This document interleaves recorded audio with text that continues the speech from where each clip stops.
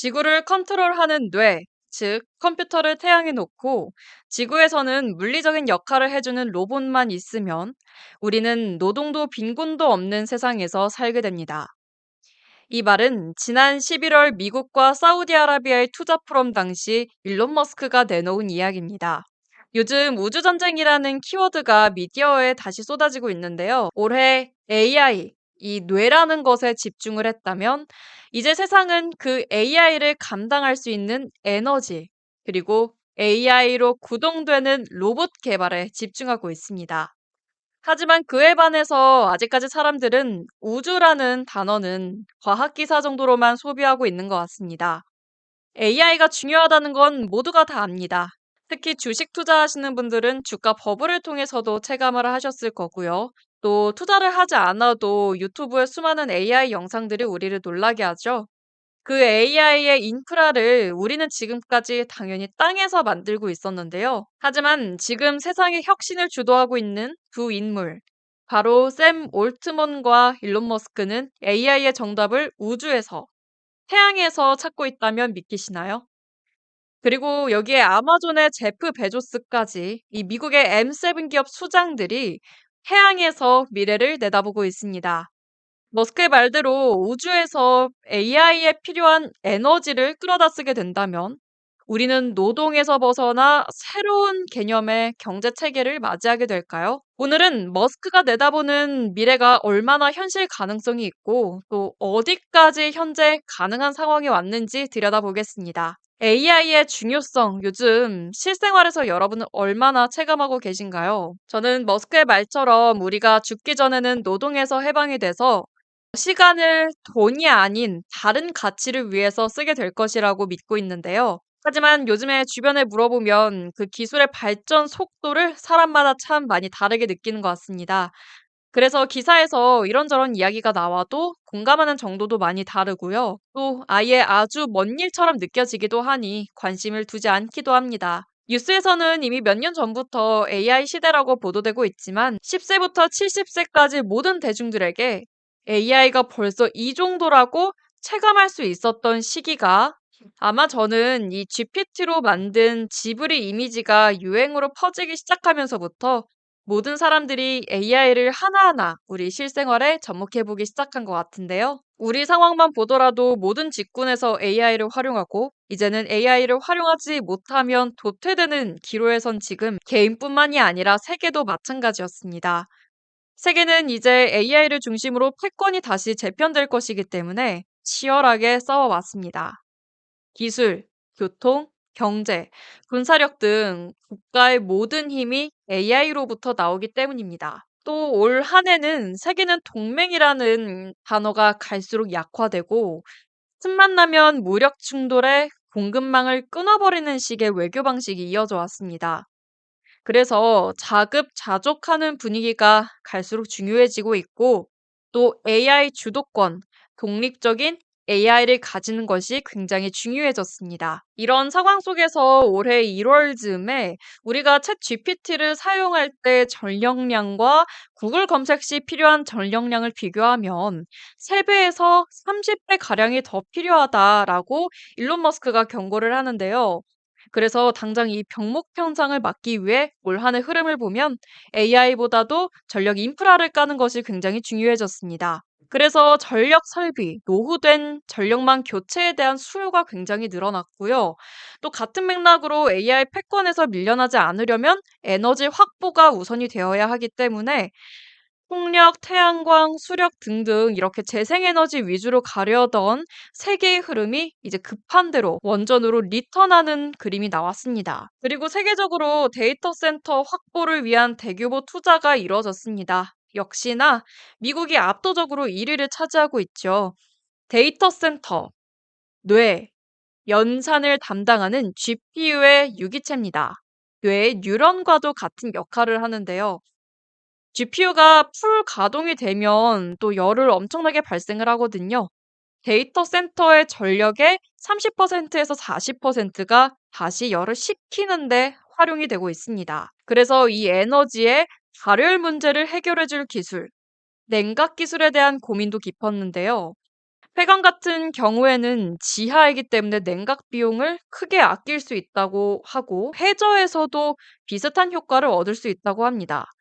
마이크로소프트는 아주 오래전부터 해저 데이터 센터를 구축을 해왔는데요. 그런데 폐광과 해저를 넘어서 일론 머스크는 아예 다른 차원의 이야기를 하는 거죠.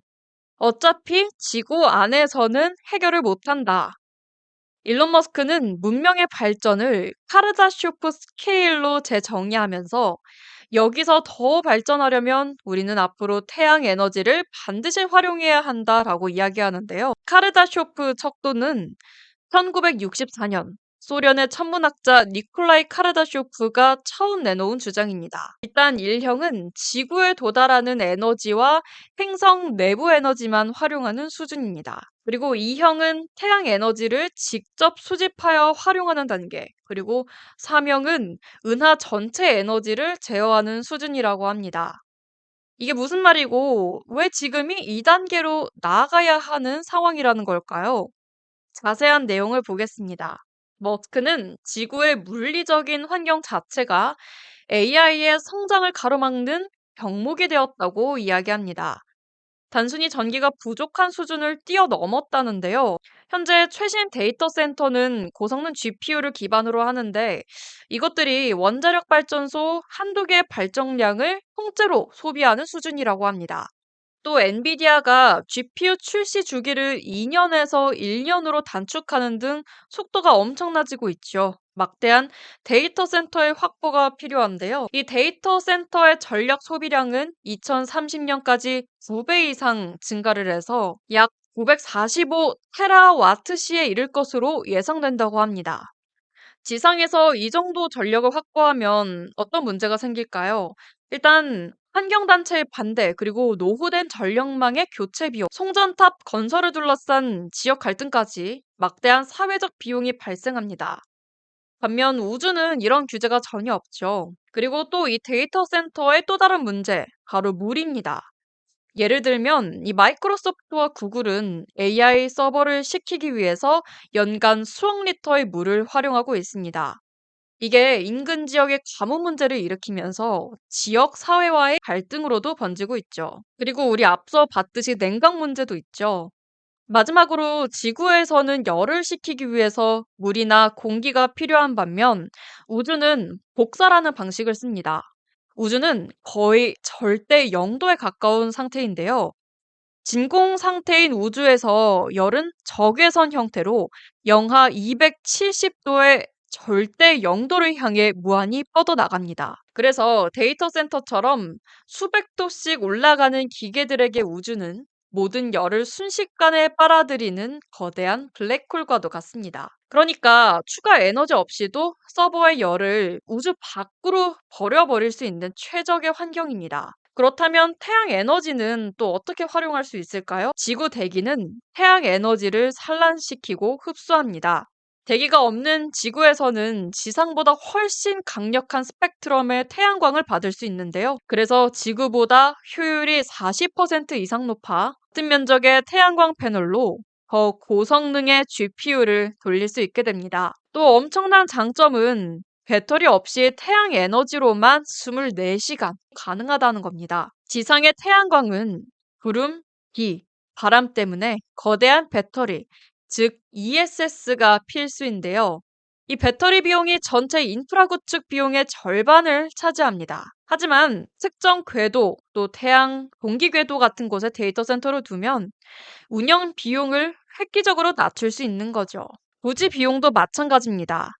지상에 데이터 센터를 지으려면 비싼 땅값이 들겠죠.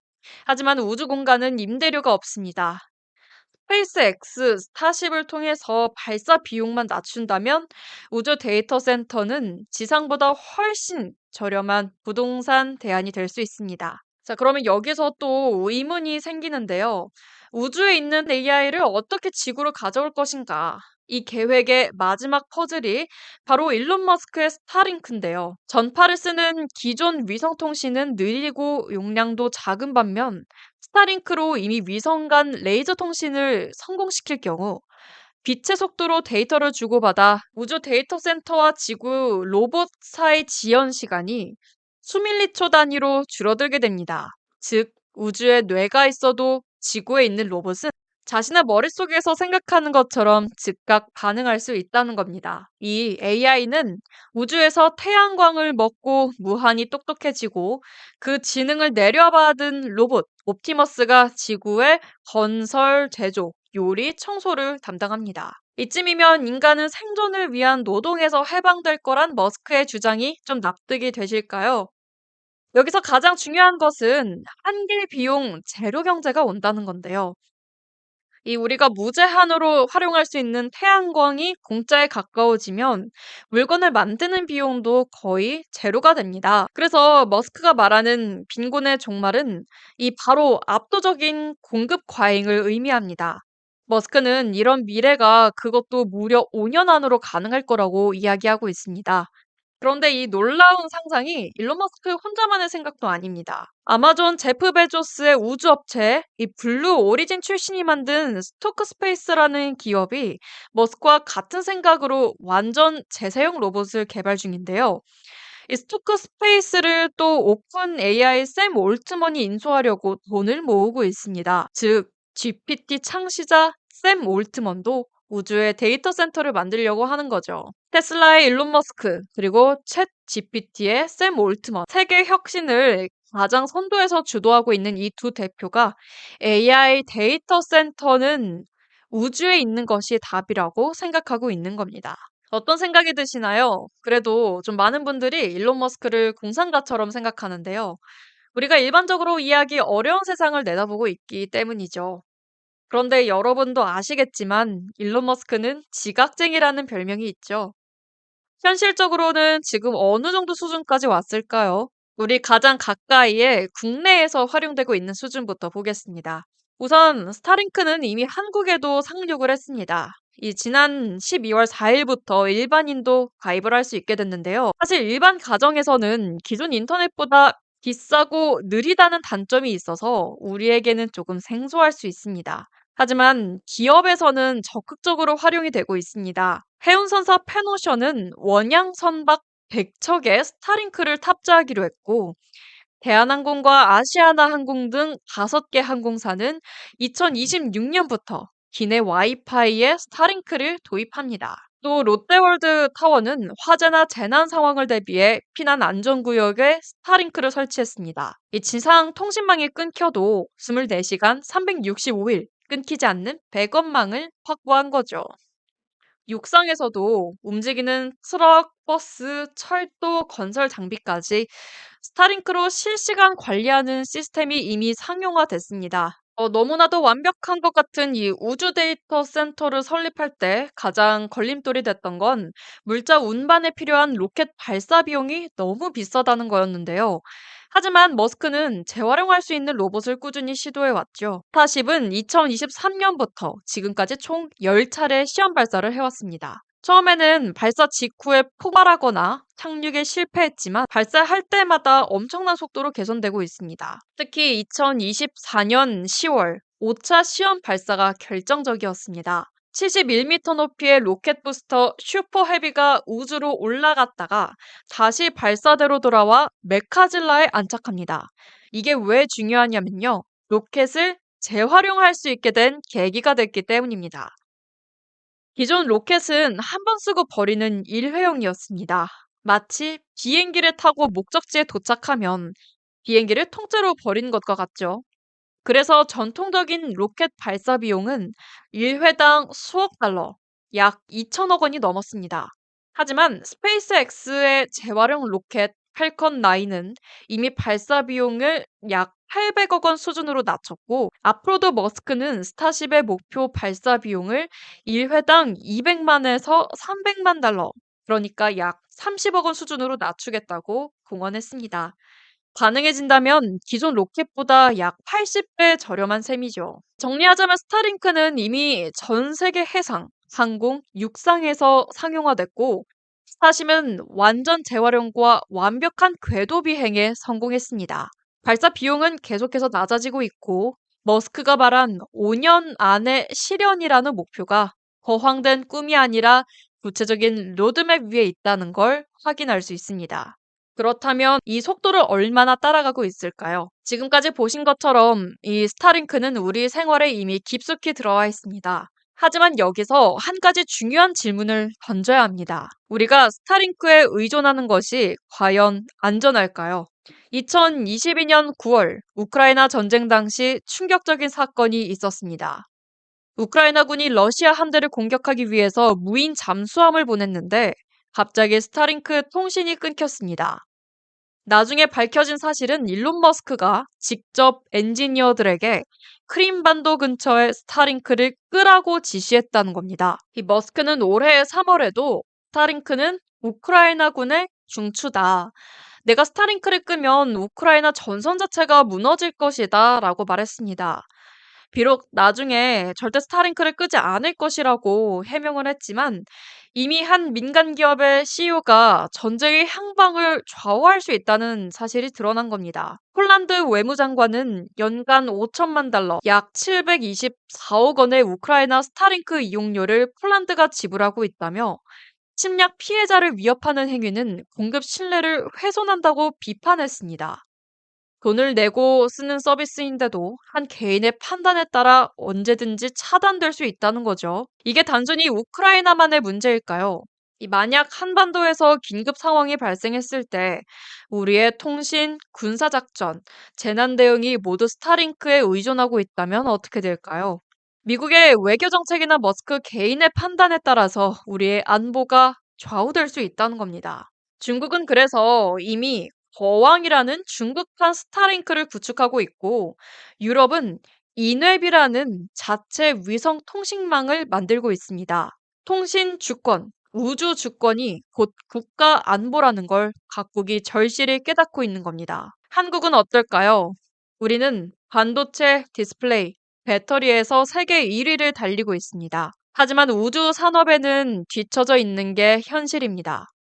우리도 독자적인 저궤도 위성 통신망이 필요합니다. 스타링크를 배우고 활용하되 스타링크에만 종속돼서는 안 되겠습니다. 그것이 진정한 AI 주권이고 그것이 우리 다음 세대를 위한 준비입니다.